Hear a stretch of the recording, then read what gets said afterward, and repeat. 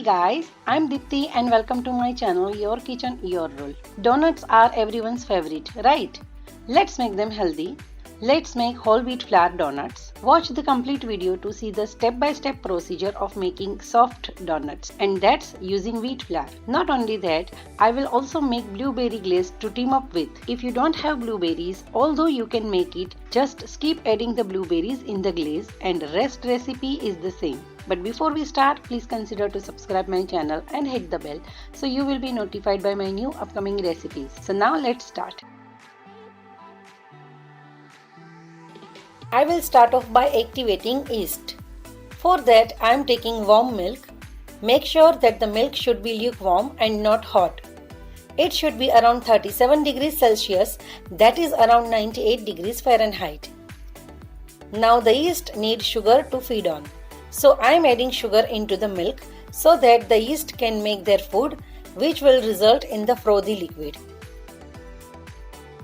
Now keep it aside for 10 to 15 minutes. After 10 to 15 minutes, as you can see, the yeast has bloomed so nicely. It's the sign that we have used a good quality yeast. If your milk doesn't get that frothy, then don't use it.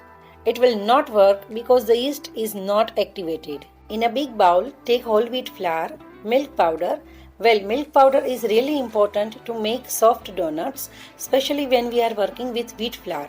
So don't skip it. Now add butter. Now the yeast mixture. Look at this, how nicely it bloomed. It makes our donut fluffy. Now mix everything well. Add water as needed, just a little at a time. Now I am kneading the dough by hands. Kneading is very important while we work with yeast. So to knead it further, I am bringing the dough on the kitchen counter. Lightly dust the flour on the counter and take out the dough and knead. Add little water if needed. Basically, we need a soft dough. Now you really need a good exercise to knead the dough. The aim is this way the gluten will develop. Scrape the dough with a scraper. It's a sticky dough. After 15 minutes, now it's no more sticky and it forms like a ball.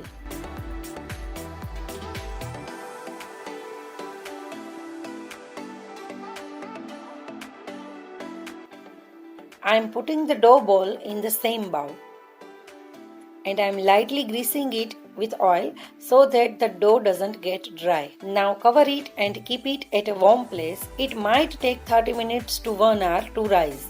Depends on the weather. If the weather is cold, it might take more time to get double or triple in size. It took around 40 minutes in my case to become triple in size. As you can see by comparing earlier what is the actual size of the dough and now how much it rises. Now I am punching it and we will roll donut out of it. Don't knead too much now. We don't want to disturb the air bubbles which the yeast has created. Now dust some flour on the counter and start rolling. Apply some flour to the rolling pin also so that it won't stick. Now we have to roll a thick flat disc out of the dough. It should be around ½ inch thick. Don't less than that, otherwise our donut will not become so fluffy. Now I have a donut cutter which is easily available in the market. If you don't have a donut cutter, then don't worry. I will show you another easy way to cut out the donut without a donut cutter. Now just dip the edges of the cutter into the flour so that it doesn't stick to our donut and the donut will easily come out of it. Now as you can see, it comes out so easily. Dust off the excess flour. Now I have separate square sheets for each donut so that I can drop them into the oil while frying without touching and disturbing its shape. It's a very useful tip. You can use butter paper or even aluminium foil will work. Now I will show you how you can cut a donut shape without donut cutter. Take a ring shaped cutter like this. A bottle lid or something like that will work. Now take a smaller one which can be fitted in the middle to create the middle ring. I have taken a small bottle and I cut it into the half so that I can wash it properly. Similarly, dip it into the flour and cut the shape like I am showing you.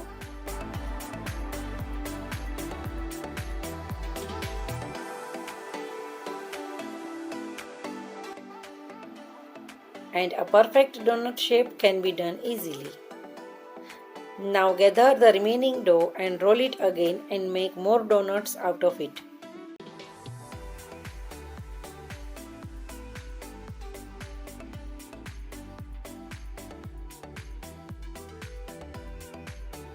Our donuts are ready. I can yield this much of donut by the ingredients. Now we have to keep them aside for the second rise. The first rise was to develop the flavor, and this second rise is to develop the tiny air pockets inside the dough so that the donuts will become fluffy. So this science works behind it. It might take somewhere between 1 hour or 1.5 hours, again depend on the weather. So keep them aside and let the yeast do its work. Around after 45 minutes my donuts are ready, and look how much they puffed up. Now let's fry them. I will highly recommend you to use any flavorless oil. Don't use the oil which has strong flavors such as groundnut oil. Another thing, take a big vessel so that when you drop the donut into the hot oil and the oil will splash, it can't harm you. The oil should not be too hot. Now carefully drop the donut into the hot oil and fry them onto the low-medium heat. Keep splashing oil onto the top of the donut and then carefully flip it.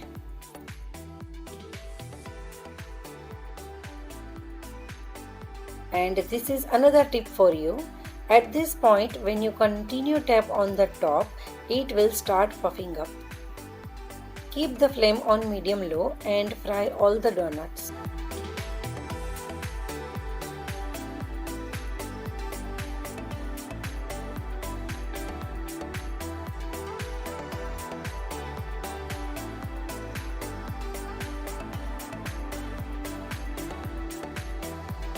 While our donuts are cooling down, let's make the delicious blueberry glaze for our donuts. I am using real blueberries. This one is frozen. Some of them I am chopping and rest I am going to puree it. To make puree, take it in the pan with a little bit of water. Boil it for 10 minutes. Keep adding water if the water dries out. We have to cook the blueberries until it gets soft. Then we will extract it.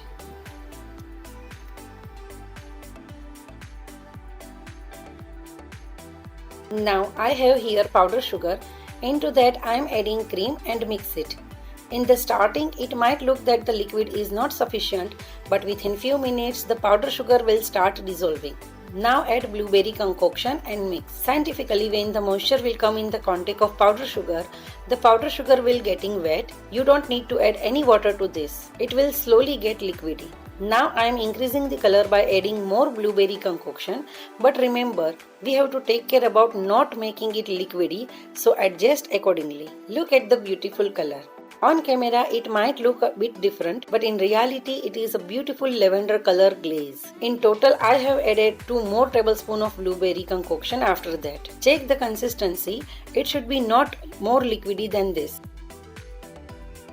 Now for the white chocolate, I have here white chocolate slab which I am chopping roughly.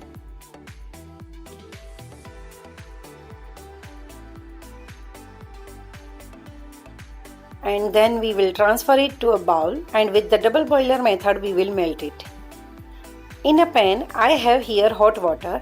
Make sure that the water is hot and not boiling, otherwise the chocolate will become hard or it might burn too. Stir the chocolate and it will melt soon.